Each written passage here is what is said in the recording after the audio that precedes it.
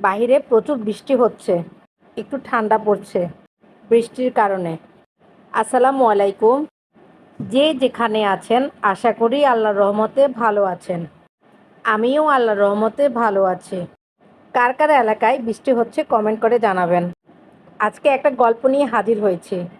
গল্পটি একদম বাস্তব কাহিনী নিয়ে। নতুন বিয়ে করলো মুনা।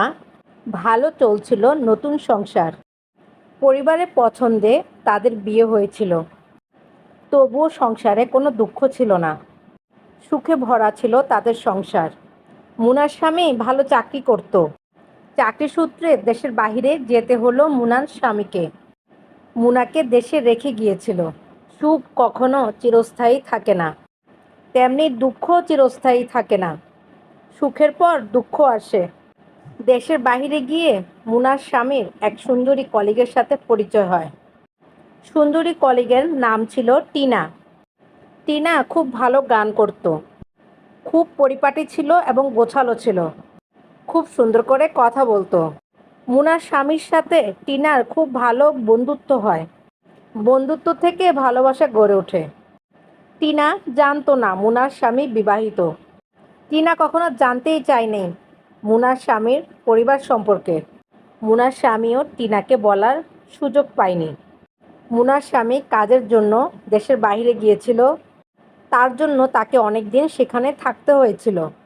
যখন কাজ শেষ মুনার স্বামী টিনাকে বলল সে দেশে চলে আসবে। তা শুনে টিনার খুব মন খারাপ। টিনা বলছিল টিনাও মুনার স্বামীর সাথে দেশে আসবে। মুনার স্বামী বলল পরের বার আসলে তখন তাকে নিয়ে আসবে। মুনার স্বামী দেশে একা চলে আসলো। আসার পর মুনার সাথে ভালো করে কথা বলে না। আগের মতো একসাথে চা খায় না, ঠিকমতো খাওয়া দাওয়াও করে না। বাসায় অনেক রাত করে ফিরে। মুনার সাথে ভালো করে কথাও বলে না। যতটুকু বলে ততটুকু সুন্দর করে বলে না। প্রতিদিন টিনার সাথে মুনার স্বামীর কথা হয়।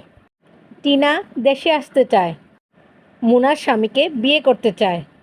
মুনার স্বামী বলে পরে জানাবে। একদিন মুনা দেখল যে তার স্বামী বারান্দায় বসে কার সাথে কথা বলতেছে।